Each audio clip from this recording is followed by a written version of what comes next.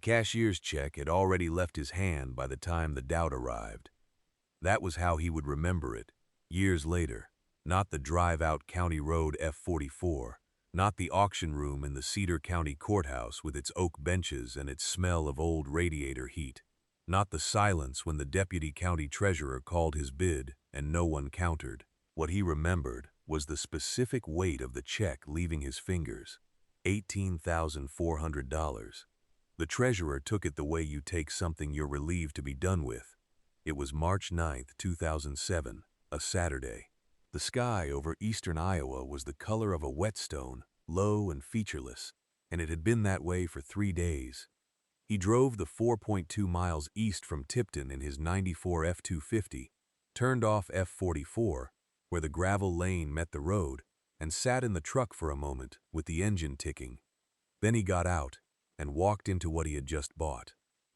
8.4 acres of orchard, or what had been orchard. The trees were columns of char, some standing, most of them tilted or snapped at the mid-trunk, and they stretched away from him in crooked rows that the snow and the freeze and 7 months of Iowa winter had not cleaned up or softened in any way.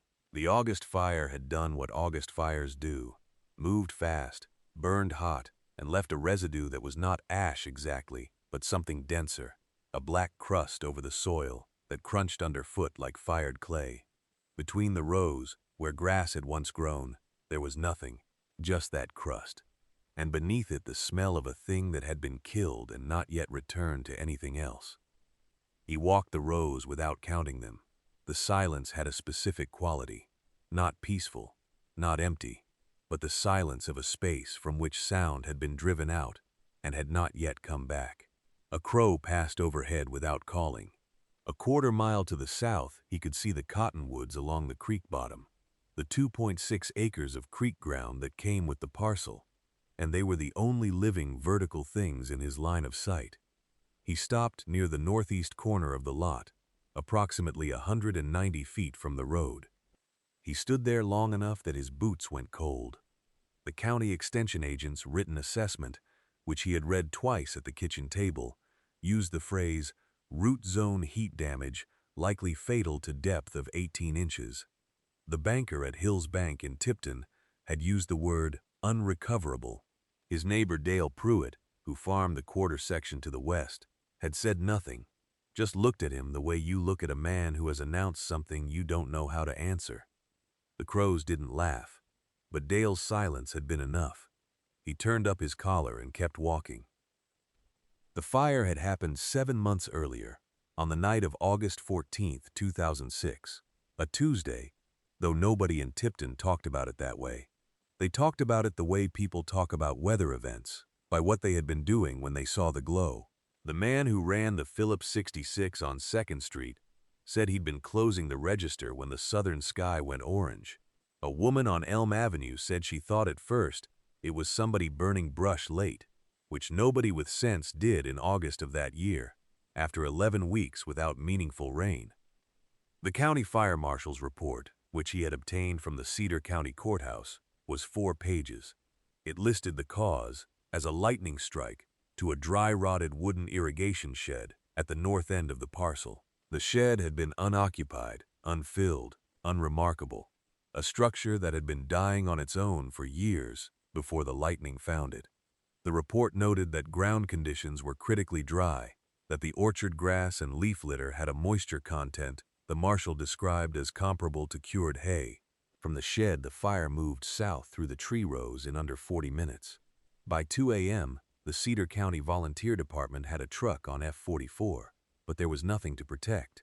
8.4 acres of orchard were gone by the time the sky started to lighten. The report used the word total 3 times. He had read that report at his kitchen table in February. The same week he read the extension agent's assessment. He had laid the 2 documents side by side. The marshal described what happened above ground. The extension agent described what she believed had happened below it. Together they made a case that the land was finished, and the case was not unreasonable. A sustained fire on critically dry ground, fed by decades of leaf litter and dead wood, generates heat that moves downward. 18 inches was the depth she cited. 18 inches was also, roughly, the depth at which a mature apple root system begins to do its real work. The parcel had sat untouched from August through the following March, 7 months, while Cedar County processed the tax forfeiture.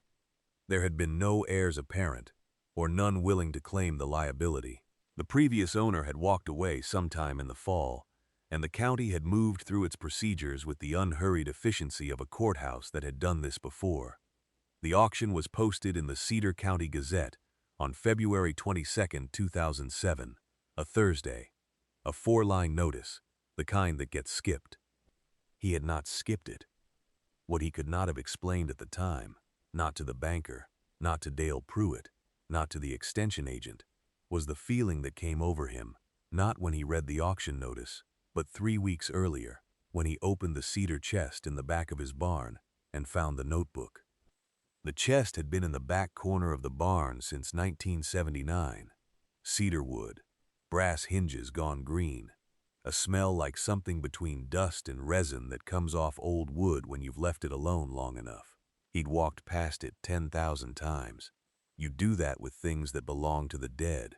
You give them their space and you don't disturb it. He was 67 years old that January, a widower going on 4 years.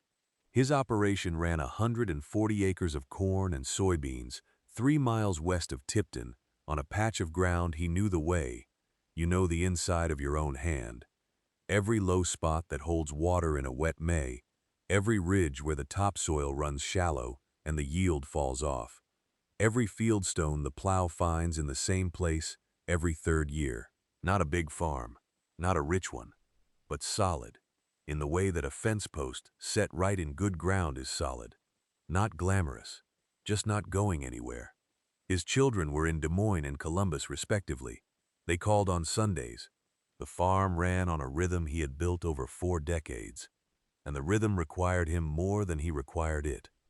What he had, and what he would not have named it as, not out loud, not to anyone, was the habit of attention, not curiosity exactly, more like the inability to stop noticing, a field that flooded 2 springs running and then recovered by July, a hedge apple tree on the township road that the highway crew girdled in 1988, and that was putting out new growth from the base by 1991, a stand of cottonwoods along Mud Creek that a neighbor clear-cut in 1994, convinced they were finished, and that had resprouted from the root crowns within 18 months. He had watched all of it. He had not told anyone. There was nothing to tell, except that the ground keeps its own counsel, and usually outlasts the opinions people form about it. Burned land is not dead land. That was not a philosophical position. That was 40 years of watching. Fire moves across the surface. It moves through the duff layer, through the root litter, through the dry organic matter that has accumulated over seasons. It generates real heat. He would not argue with the extension agent's numbers. 18 inches of heat damage in critically dry conditions was possible, was even likely. But a mature apple root system does not live at 18 inches. The laterals do. The feeder roots do. The woody anchor roots, the ones that have been in the ground since the Eisenhower administration, those go down to 3 feet and beyond, into ground that stays cooler than the surface, that holds a different moisture, that fire cannot reach without sustained fuel from below, which the fire in August of 2006 did not have. He knew this the way he knew the low spots in his own fields, not from a book, from years of paying attention to what other men walked past. He came home from Tipton in the last week of January with the auction paperwork in the glove box and the land still not fully real to him. The barn needed sorting before spring, and sorting was something he could do with his hands while his mind worked the problem sideways. He started at the south wall, moving baler twine and folded grain sacks, and by mid-morning he had worked his way to the cedar chest that had sat in the same corner since his mother carried it in from the house in the fall of 1979, the year his father died. He had not opened it in 28 years, not once. There was nothing urgent in it. That was what he had told himself in 1979, and simply never revisited. He lifted the lid now because he needed the space, not because he expected anything. The chest held what a man's life compresses to when it is over. A folded dress shirt with a collar he did not recognize as his father's. A brown envelope with discharge papers. A pair of leather work gloves, small, dried to the stiffness of bark.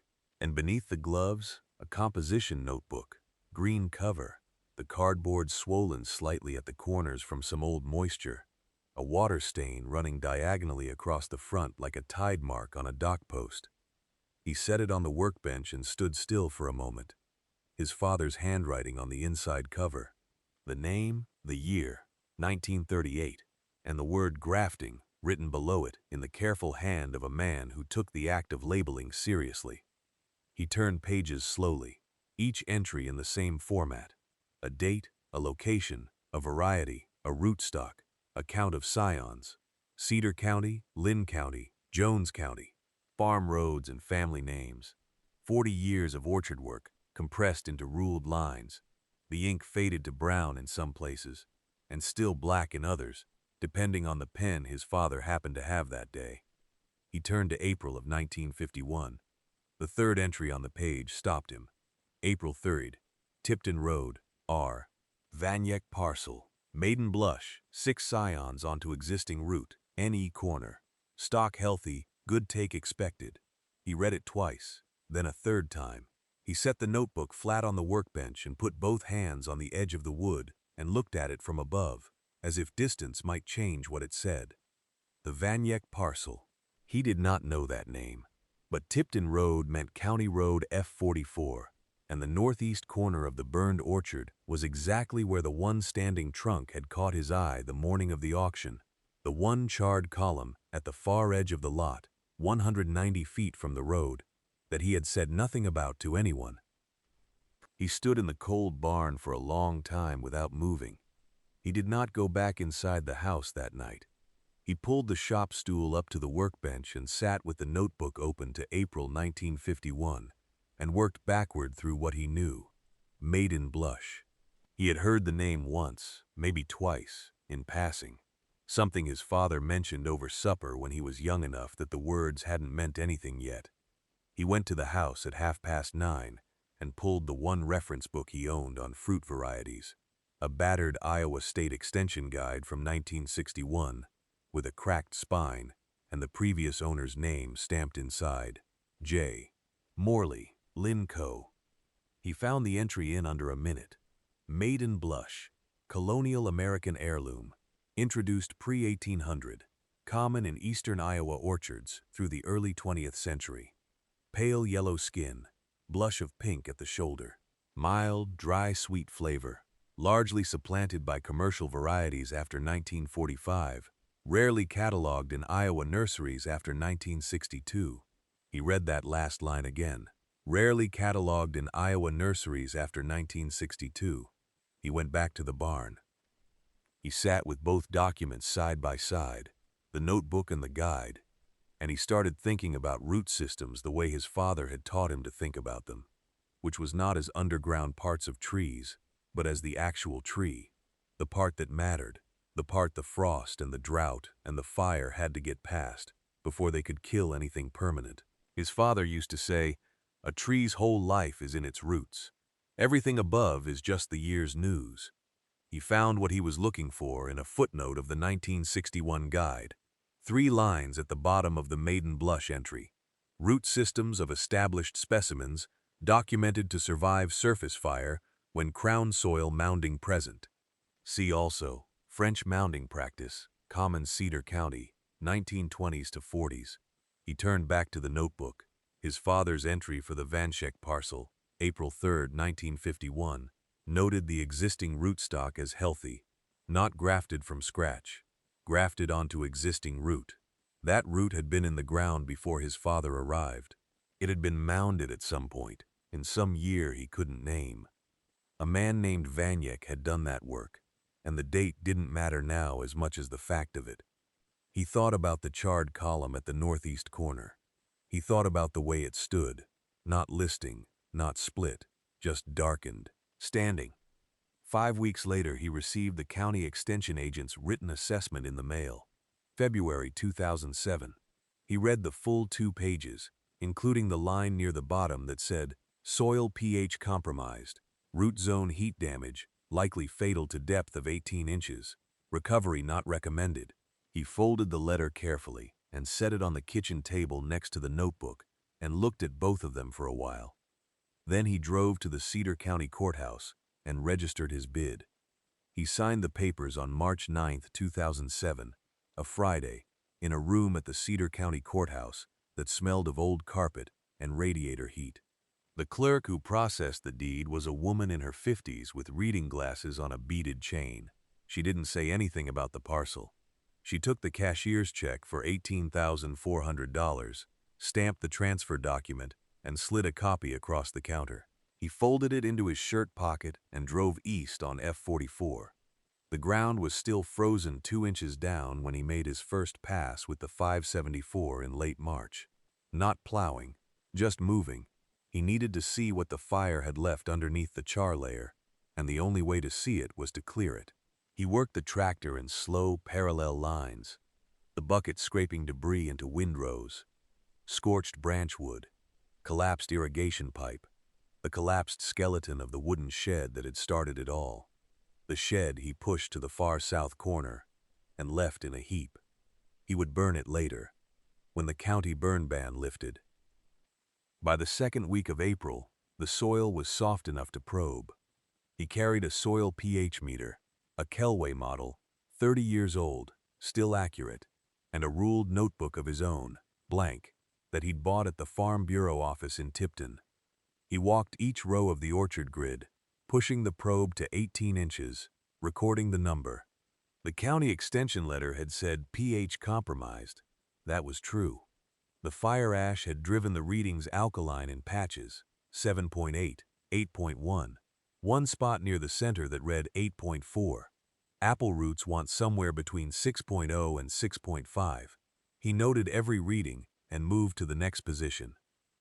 He found 19 root crowns that still showed structural integrity. Bark not fully carbonized at the collar, no lateral split. The crown wood firm when he pressed a thumb against it. He marked each one with a length of orange surveyor's tape tied to a stick. Then he began mounding. He used the 574's rear blade to pull topsoil from the creek bottom ground. The cottonwood stand had kept that soil loose and slightly acidic, and he built it up around each crown by hand, shaping the mound with a flat spade, 6 to 8 inches high, sloped away from the collar so water would run off rather than pool. It was slow work, the kind of work that looks like nothing from the road. And they looked. Every few days a pickup would slow on F-44. Sometimes a neighbor he recognized, sometimes a county truck, once a car he didn't know. None of them stopped. He could see their speed drop, could feel the inspection in it, and then they would accelerate again and disappear past the cottonwoods. He kept mounding. He had 16 root crowns left to go, and the soil pH in the northeast corner still needed amendment before he could do anything else there. He finished the mounding by the third week of April 2007. 19 root crowns marked, built up, sloped away from the collar. He walked the rows one last time, and then drove the 574 back to the barn, washed the blade, and waited. Spring came and went without a word from the ground. He watched for suckers the way a man watches for mail he is owed, not urgently, but with a dailiness that becomes its own kind of wait.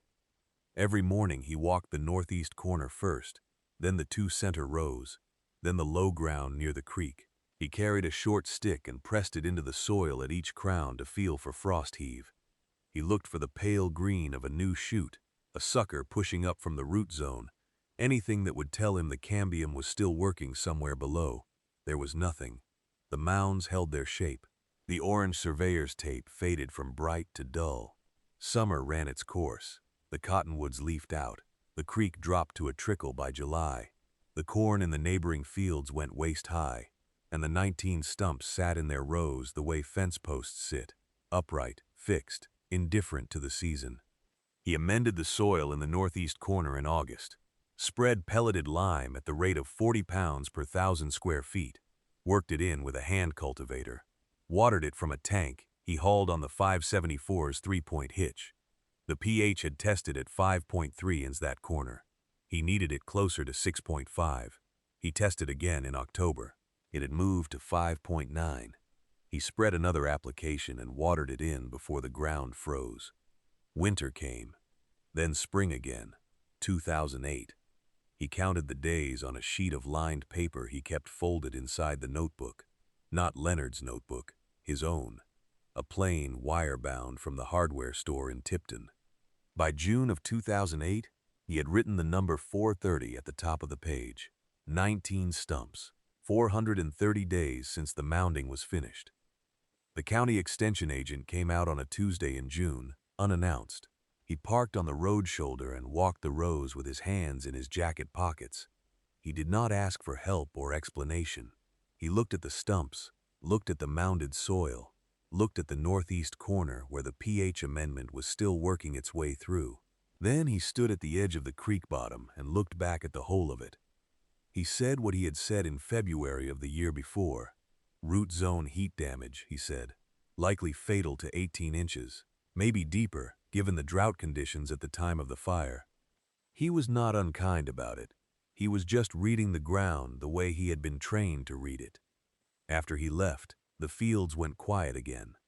730 days, 19 stumps, not one green thing. The second winter on that ground was harder than the first. Not in temperature. The thermometer at the barn read the same numbers it always had. But in the particular way silence accumulates when you have been waiting long enough that waiting has become indistinguishable from surrender. He did not surrender. He walked the rows when the ground permitted, and stayed inside when it did not. And in January of 2009, he added a new number to the top of the wire-bound page. 900 and some days. He stopped counting precisely around then. Precise counting had stopped helping. March came cold, and then suddenly not. Snowmelt moved fast down the creek bottom, and by the second week, the cottonwoods were standing in 4 inches of standing water, and the northeast corner of the lot was soft enough that a boot left a full print. He went out on a Thursday morning, March 12th, overcast, temperature just at 38 degrees, to check whether the pH amendment he had worked into that corner the previous autumn had held through the freeze-thaw. He carried a soil probe and the wire-bound notebook in his coat pocket. He was not looking for life. He had stopped expecting life in any particular form. He was looking at chemistry, at numbers, at whether the soil had shifted back towards something a root system could use, if anything were ever to be planted there again. He knelt at the base of the second stump from the fence line, the largest of the 19. The char on the crown had always looked the same, brittle, carbonized, crumbling at the edge when you pressed it. He pressed it. It did not crumble.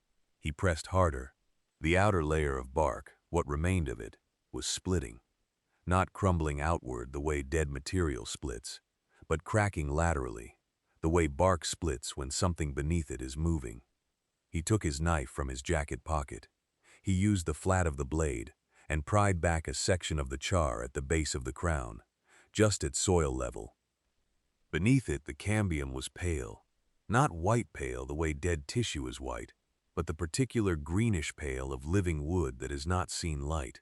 The layer was thin, and it was cool to his fingertip, and it was unambiguously alive. He did not stand up immediately. He stayed kneeling in the mud for what felt like a long time, though he could not have said how long. The overcast sky stayed flat and gray above the bare branches. The creek ran. There was no wind. He pressed the cambium again with the tip of his finger. It gave slightly, the way living tissue gives, and then held.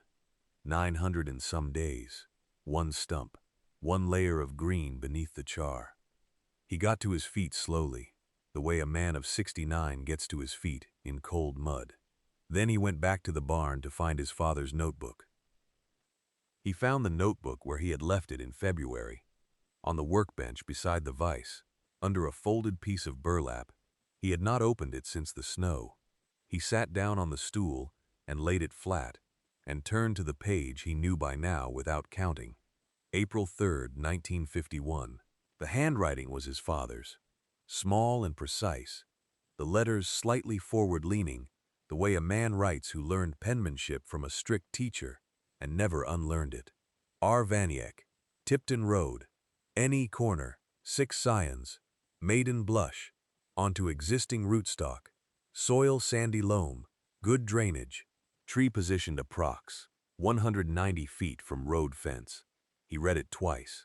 Then he went back outside with the notebook and walked the northeast corner again, counting his steps from the road fence, the way he had counted them in February. He stopped at the stump. He looked at the notebook. He looked at the stump. 190 feet. He went back inside and got the Polaroid camera from the shelf above the tractor, a Sun 600 he had bought for documenting equipment repairs sometime in the early 90s and never quite retired. He loaded a fresh pack of film. He came back out and knelt again at the base of the tree and took 3 photographs. One of the full trunk from 2 feet back, one close on the split bark, one of the exposed cambium, where he had pried back the char with his knife. The Polaroids developed slowly in the cold air, the images rising gray and then resolving. He set them on the workbench when he came in. Then he opened his own ruled notebook, a plain composition book, black cover, the kind sold at the Tipton pharmacy, and wrote the date at the top of a fresh page, May 11th, 2009. He wrote what he had found. He wrote the measurements. He drew a small, rough sketch of the bark split and labeled it. He pressed one of the Polaroids flat against the facing page with a strip of electrical tape. Then he went to the telephone on the wall beside the kitchen door and called the Iowa State University Extension office in Cedar County. He had the number on a card tacked to the board above the phone. He had called them twice before, both times to argue about their soil assessment. The man who answered was not unfriendly, but he was careful in the way that institutional people are careful when they do not want to commit. He said he would look into having someone come out. He said it might be a week or 2. He said the February report had been pretty definitive. Earl told him what the cambium had looked like under his fingertip. There was a pause on the line. The man said he would try to make it sooner. He was there before the light fully settled. 6:40 in the morning, the truck parked on the gravel shoulder of County Road F44, and he walked the 190 feet from the road to the northeast corner without a flashlight because he knew the ground by now, the way you know the floor of your own house in the dark. The overcast held the sky low and flat, 54 degrees. The kind of morning that has no color in it yet, just gray, graduated into lighter gray. He smelled them before he saw them. That is the thing nobody tells you about apple bloom. The scent arrives first, faint and cool, something between rain and warm bread, carried on air that is barely moving. He stopped walking.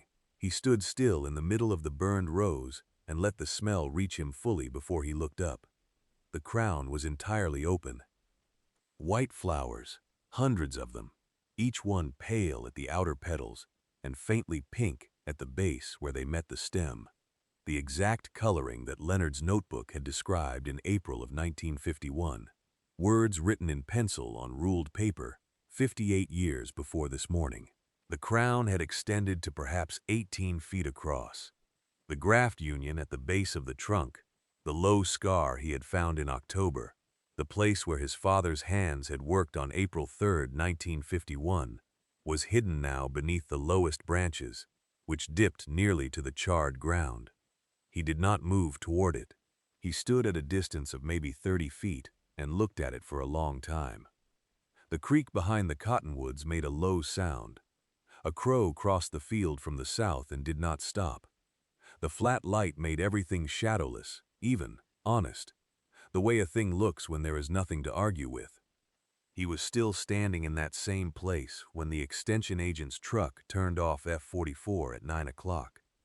The agent was a younger man, 35 at most, with a clipboard and the careful manner of someone trained to qualify everything. He walked across the field, looked at the tree for about 4 seconds, and then looked again more slowly. He set the clipboard down against his knee. He said the name of the variety out loud, not to Earl, just into the air. Then he looked at Earl and asked when this had come in. Earl told him May 11th, today, this morning. The agent crouched and looked at the graft union. He stood back up, He looked at the bloom again.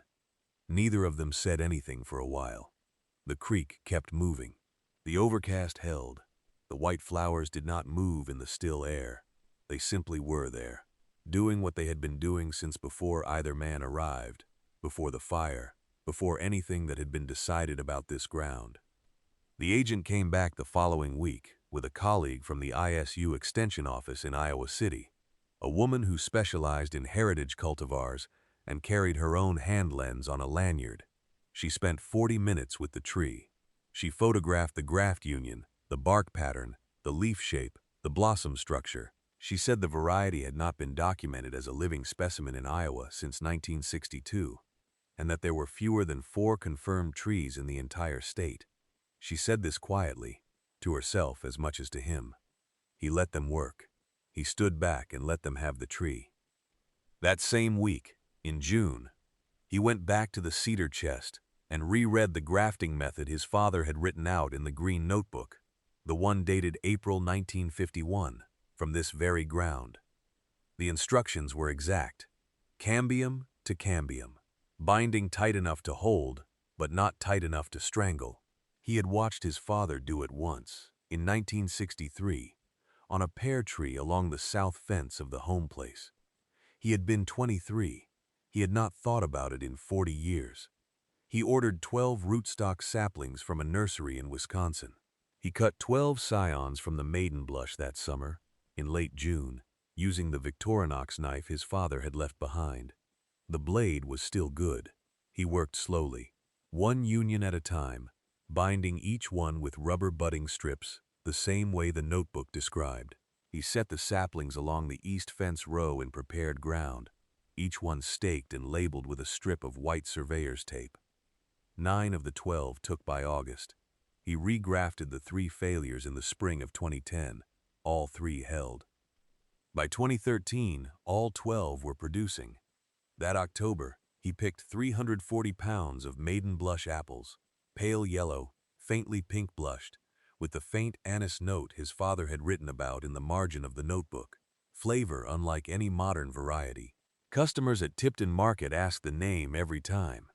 He had not understood what that note meant when he first read it in January of 2007, sitting in a cold barn with a flashlight. He understood it now. The ISU Extension Office published their formal documentation in September 2009. The Cedar County Gazette ran a single paragraph on page 7, below a notice about the Fall Soil Health Workshop. The paragraph mentioned the variety name, the parcel location, and the approximate age of the surviving root system. It did not mention his father. It did not mention the notebook. He did not correct this. Some things did not need to be in the paper to be true. He folded the clipping and put it inside the back cover of the green notebook and put the notebook back in the cedar chest. The cedar chest sat in the corner of the barn where it had always sat. He latched it shut the way he'd latched it 100 times before, the small brass hook dropping into its eye, with a sound no louder than a finger snap, and stood there a moment in the November cold, with his hand resting on the lid. 58 years. That was the number he kept returning to. His father had pressed those 6 scions against rootstock on April 3, 1951, wrapped them in budding strips, and written the entry in green-covered notebook in handwriting that slanted slightly to the left. The fire had come in August of 2006. 55 years of growing, 3 years of lying dormant below the frost line, in ground every expert had written off. 58 years total, from the graft knife to the bloom. More years than most men worked a single job. More years than most marriages lasted. He had not gone looking for a legacy. He had gone looking for 11 acres of damaged ground at a price he could manage on a fixed income. What the ground held underneath, that was not his doing. That was patience he had nothing to do with. His father's patience, stored in a root system below the level where the heat could reach, waiting for whoever bothered to stay long enough to see what came back up. He did not think of himself as a man who had saved anything. He thought of himself as a man who had not left. There is a difference. He had learned it slowly, the way you learn most things worth knowing. Not in a moment, but across 1,000 mornings of ordinary work that didn't seem to be adding up to anything. The orchard is still producing. He still walks the northeast corner on mornings in late April, watching for the first white clusters on the maiden blush. They come every year now, reliable as the frost date, pale against whatever sky May decides to offer. His father never saw it. The land held what his father gave it, and gave it back to a son who almost didn't buy the place, who stood at the edge of a burned field in March, cold and nearly turned around. He is glad he didn't turn around. If you have a piece of ground, or a room, or a tool, or a relationship that someone told you was finished, too far gone, not worth the trouble, I'd like to know what you refuse to walk away from. Leave it in the comments. There's more in the roots than the fire reached. There always is. If this story meant something to you, share it with someone who needs to hear it, and subscribe. There are more of them where this came from.